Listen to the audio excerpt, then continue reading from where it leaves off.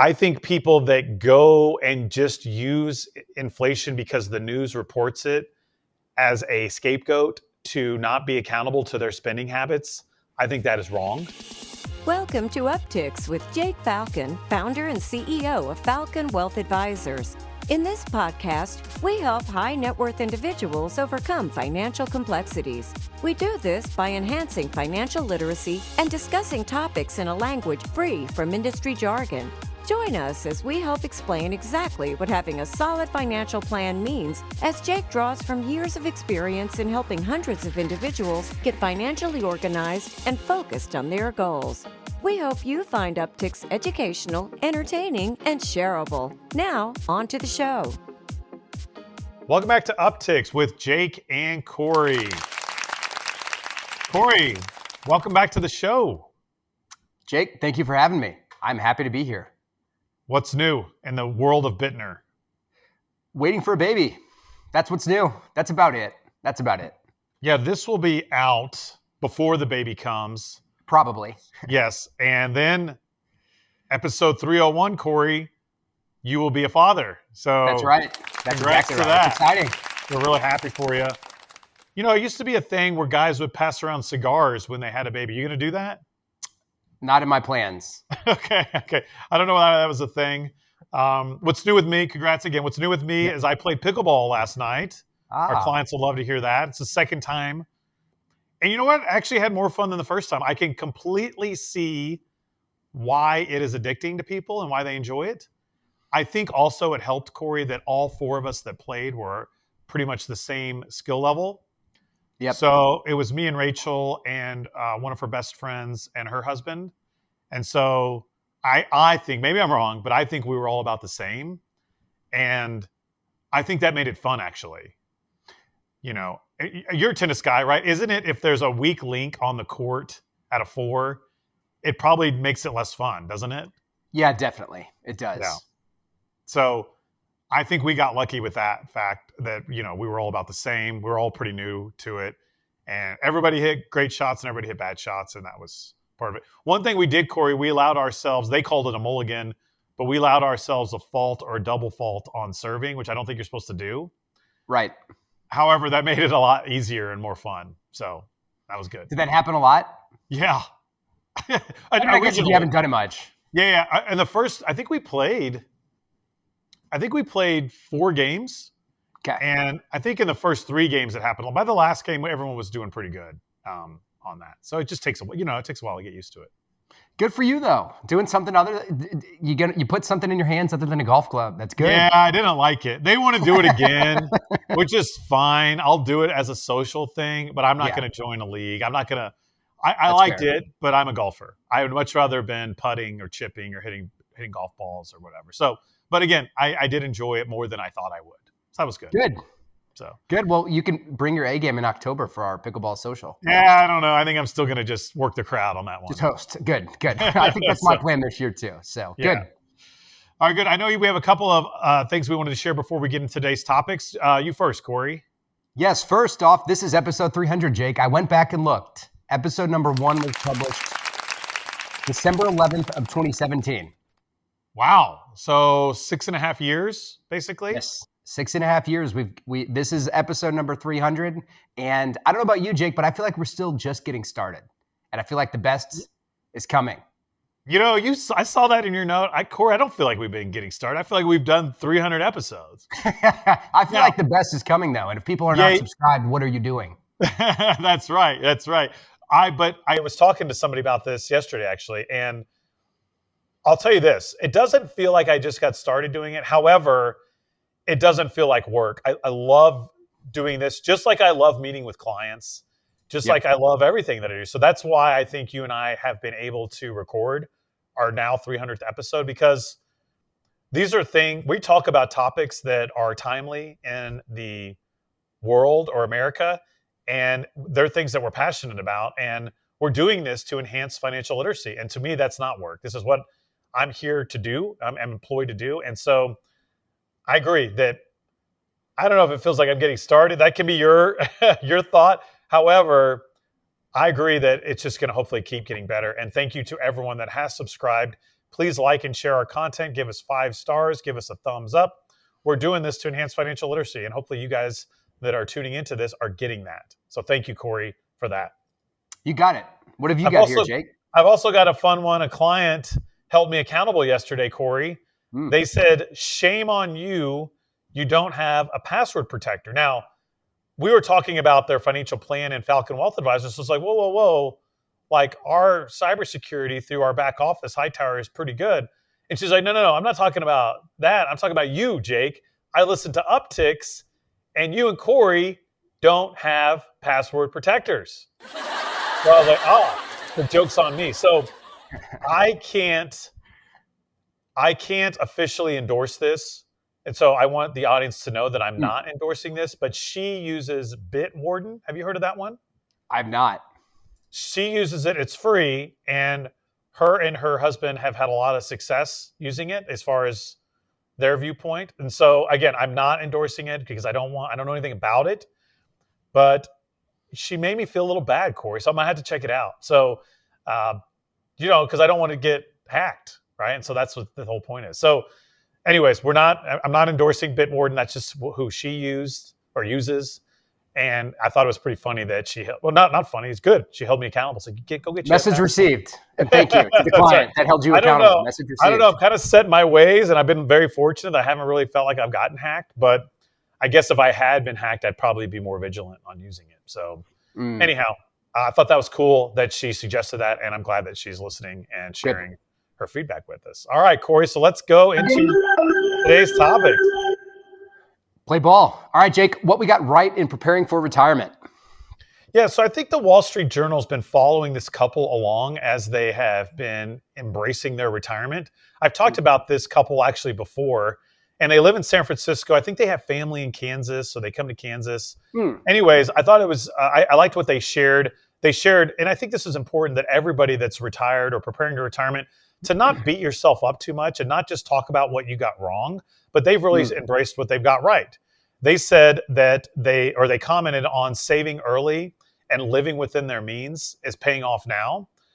They're happy that Medicare covers what they need health-wise. The wife of the couple said that she's continued to stay curious, and they are glad that they budgeted a lot for travel, because I guess they are traveling a lot. The husband does point out that he could have, Cory, a little plug to us, he could have hired an advisor sooner to fine-tune their financial plan earlier. So that probably had to do with some tax planning or I'm assuming, or something else. But believe it or not, they have not regretted staying in San Francisco, although they do wish that they would have downsized their home earlier, maybe because interest rates are higher or whatnot. I think they live in I think the article said that they live in this old classical home that I think is somewhat expensive to upkeep, right? Because it's maintain.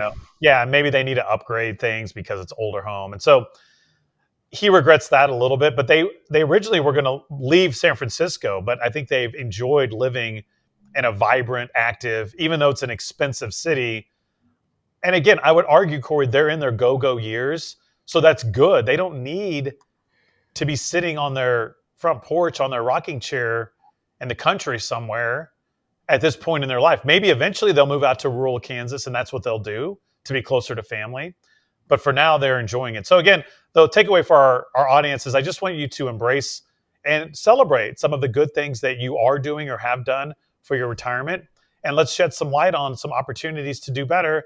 And if you're listening or watching to Upticks and you don't have an advisor, simply email Luke at falconwealthadvisors.com, and he can make sure he sets up an initial evaluation with myself or Cory. Any thoughts on that one, Cory, before we go to the next one?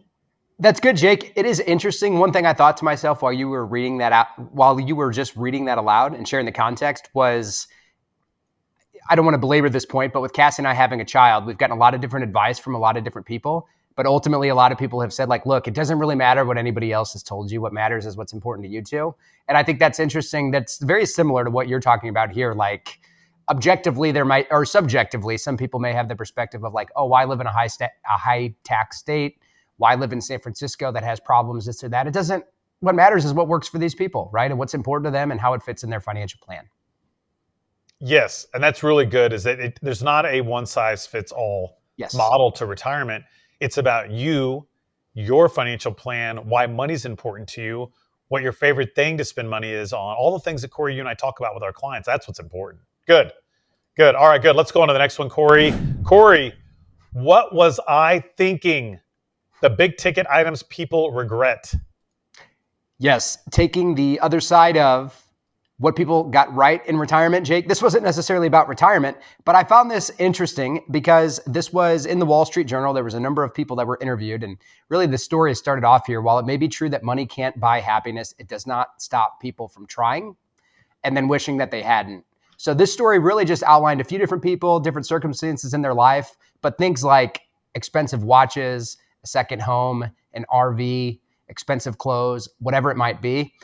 What I wanted to really share from this and my takeaway is that the recurring theme here was really just short-sightedness, and there's not judgment around how people spend their money. The key is knowing what's important to you and ensuring that you're spending dollars on the things that are important to you, because in a lot of ways, these were some major purchases that people talked about, but they just didn't think it all the way through. And they looked back on it and thought, oh, I wish I would have done something differently.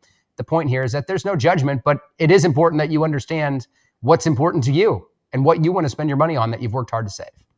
So have you ever had buyer's remorse? I thought about that from this. Not really. I haven't had any big ticket items that I've spent money on that I've really regretted. That's good. But I think a lot of people do, though. I think so too. Absolutely. And I recognize that, at least for me, Jake, just the awareness to all of this, right? And having the conversations that we've had with clients, and I've literally been talking to people about everything personal finance and retirement since I was 20 years old, right? This is what I've done, that I've gotten a lot of interesting perspective, but probably at an earlier point in my life than maybe other people get to. I'm very fortunate for this. I recognize why it's important to understand why money's important to me and what I do and don't care about spending money on. And, you know, Rachel and I, we do this a little bit, even when we're out shopping. And I think what we've learned is that we'll pause literally while we're shopping or talking about it, and maybe even think, after I buy this, will I regret it? Right? Or how much do I really want this item? Right? And I don't know if that works for everybody. It seems to work for us also. I don't think we have had buyers. I'm sure we both have had it maybe. Yeah. Like I've bought maybe an expensive article of clothing and I was like, why did I do that? Yeah. You know, so normally what we do when that happens is we'll cut back on something else to help absorb that purchase, even if it's temporarily. You know, so maybe we won't go on a vacation because we bought an expensive piece of furniture, right? So instead of going to, you know, we love to go to New York. Maybe we don't go to New York or twice or whatever, you know, whatever. Yep. We cut back somewhere. I think that is a good way to solve that buyer's remorse if you do have it. And then again, before you make a big purchase, ask yourself, ask your spouse, ask your friend, ask your neighbor, ask your parents, ask your kids, do you think you'll regret this, or do you think I'll regret this after I buy it? So. Yeah, that's really good. I would love to know if people do that. Like if people consult with others, because that is something that I do. And I wonder if it's just the nature, Jake, of what it is that we do. Like if I'm getting ready to make some type of investment in an item, I'll talk to you. I'll talk to my wife. I'll talk to friends. I'll talk to sometimes even clients. I think that's interesting, but I wonder if maybe not other people take the same approach. Yeah, I think we talk about money every day. Right. So it doesn't exactly. It doesn't offend us to ask people's opinion on certain things. Right. You know what helps me too, though? If I ask somebody's opinion, I've done this probably with you before. I'm sure I've done it with Rachel about a purchase or something. And then what they tell me makes me mad. Yeah. Then I know I have my mind made up. Yep. Then I know that my mind's made up. Rachel's identified this. Like if I ask her opinion, this can be on anything, not alone just a purchase. And I disagree. I get frustrated when she tells me her thought. She'll tell me. She'll say, Jake, then your mind's already made up. Why are you even asking me? So that's like, if I want your opinion, I'll give it to you. Right. Which is helpful, though. So again, that can help you on these big purchases. And again, we say this a lot, Cory, it all goes back to your financial plan. If you want to buy that RV or that boat or that home, plug it into your plan. That's the first thing you need to do. Plug it in the plan, because that'll help you avoid buyer's remorse. Because if your financial plan can allow for it, hopefully that will dissipate some of this anxiety that comes with some of these major purchases. And you know what? If your plan can't do it, then we can rearrange the numbers. Maybe you have to cut back or sell something or whatever, or downsize to make it work. But then you can see, okay, is it worth, if I want to buy, let's say someone wants to buy a second home at the lake, Okay. but they have a house that's worth $600,000. Maybe they need to go move into a house that's worth $300,000 or $400,000 so they can buy a place at the lake. So then you can tell them, Cory, is that worth it to you to do this? And they're the ones that ultimately answer that question, but that's the right way to frame it. Exactly. Yeah. So let's avoid, my whole point here is I want to avoid buyer's remorse by either checking in with yourself or with someone else before. Am I going to regret this, Cory? If I buy this watch or this jacket or these golf clubs, am I going to regret that? Think about it. And then plug it in, or first plug it in your financial plan and then maybe ask yourselves. Anyways, either way, having a conversation is really where it's at. So good one. Good one, Cory. Right. Yeah, thank you. All right, Jake. So the era of no-show fees is here, and it's going to cost you. Question for you, Cory. Have you ever not? So what this is saying is, if you don't show up for a scheduled appointment, now other service providers are starting to charge people for that time that was wasted. So have you ever done this, Cory? Have you ever no-showed on somebody? I don't think I've no-showed. I've had to cancel the day of, but I don't know if I've no-showed. The only thing I probably have, and I'm just not remembering.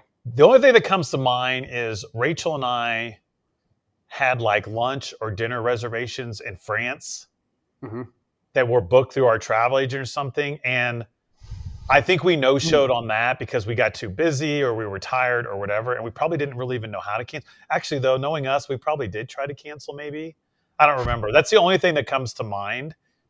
The article I thought was interesting, though, because it's saying that many other service providers are charging fees for no-shows, like barbers, like barbershops and salons and restaurants. Yep. And my question, though, is what do we think about that? Do we think it's appropriate for these service providers to charge people fees for not showing up without calling, without canceling? Are we okay with that? Generally speaking, yes, I am. I think I am too. And maybe it's because you and I are we are in the service industry because we are providing, we're not manufacturing widgets here. Right. We provide advice. And especially earlier in my career, Cory, I would have people no show, no call on me. I think you did too, I'm sure. Oh yeah, absolutely. Right? And first and foremost, I was always concerned, like, oh my gosh, I hope something bad didn't happen. Yep. Because just like you, I had to stretch to even think if I could think of a time where I ever did that. But I don't understand why so many people are that inconsiderate. Again, if something bad happens, I think that there is a reason to no show. But again, maybe I was inconsiderate in France. I think I didn't know how to do it, right? So I think there are reasons where maybe it's justifiable. Bottom line, though, is that if that restaurant needed to charge me a fee, so be it, right? So be it. That I understand. Exactly. So that's why I'm okay with it. But my point is I don't make it a habit. And maybe the people that did it to me in the past or you, maybe that wasn't a habit. Maybe that was the only time they no-showed. I think it's good, though. I think it's good for an accountable society. And it's fair. I mean, especially barbers and restaurants. I mean, that's a tough businesses. And it's hard enough as is. Right. And if you're gonna block off, if you're gonna reserve a slot for a paying customer that doesn't show up to pay and you can't fill that, or you shouldn't have to scramble to fill that. You should probably think. So I think I'm okay with it too. I think it's okay. I think so too. All right, good. All right, Cory. So here we go. Next one. How has inflation hit your finances? 10 people get candid. Yes. This was, interestingly, Jake, based in San Francisco as well. Huh. There were 10 different people that were interviewed really about the impact of inflation from the last several years. I just wanted to share some of the takeaways that I took from this, Jake, and also a few of the quotes that some people included in the story, and just kind of get your take on this. The primary takeaways are that housing and or rent makes a huge difference in terms of someone's cash flow and the way that they've been impacted by inflation. Housing is a big part of it. There are more people that have taken up side hustles to generate income, more people that are traveling less or taking less vacation. And an observation from a lot of people has been groceries, that there's smaller packaging and higher prices. So this, again, was just different takeaways from different people, different circumstances, pretty across the board. But I just wanted to share 2 quotes now, Jake, that were from this. Someone said, "As far as I've been alive, this is the worst economy to me. I've made mistakes, but I shouldn't be where I'm at." That's what one person who was in their early 50s said, who was a mail carrier, actually. The other person who was in their 30s said, "All my friends, we do pretty well for ourselves. We have degrees, but we feel like we can't make big purchases or accumulate wealth. We don't have a home. We're all in our early 30s. We have student loans." For example, this person who was interviewed had $67,000 in student loan debt. I'm just curious, kind of reading all of this and sharing it with you, Jake. What's your take? That's interesting. I don't think it's the worst economy at all. I think savers. I think that to me was a big part of that, right? Yeah. I think savers are getting rewarded currently. I think we've talked about inflation. I know we had a listener comment that maybe I'm not feeling it. I think everybody has a personal inflation number. I think people that go and just use inflation because the news reports it as a scapegoat to not be accountable to their spending habits, I think that is wrong. Mm-hmm. So my point is, I don't drive a lot. I'm very lucky. Our office is close to my house. Mm-hmm. And neither does Rachel. So we don't spend a lot of money on gasoline. Right. And I'm not, that we're lucky for that. Samantha, our partner on our team, she drives a couple hours every day, one way, right? Is it 2 hours? Is it 2 hours, right? Yeah, it's 70 plus miles.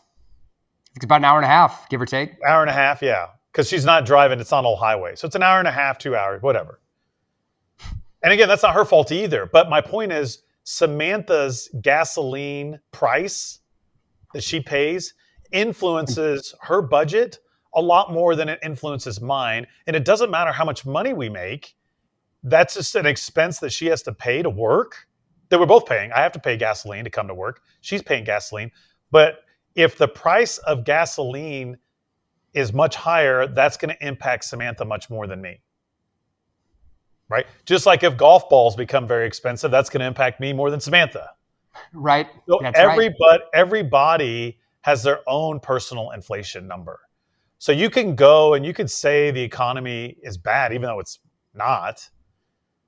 However, I think you need to factor in what your personal inflation is. And because there's a cheaper way. You can go to farmer's market, Cory, and groceries or fruits and vegetables are probably cheaper. Heck, a lot of people are growing their own.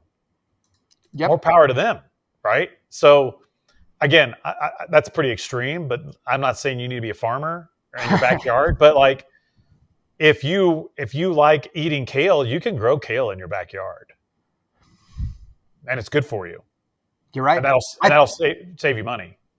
I appreciate it from this story, though, and from even conversations that I've had with clients, especially people that are retired, right? That have felt the pinch of inflation one way or the other.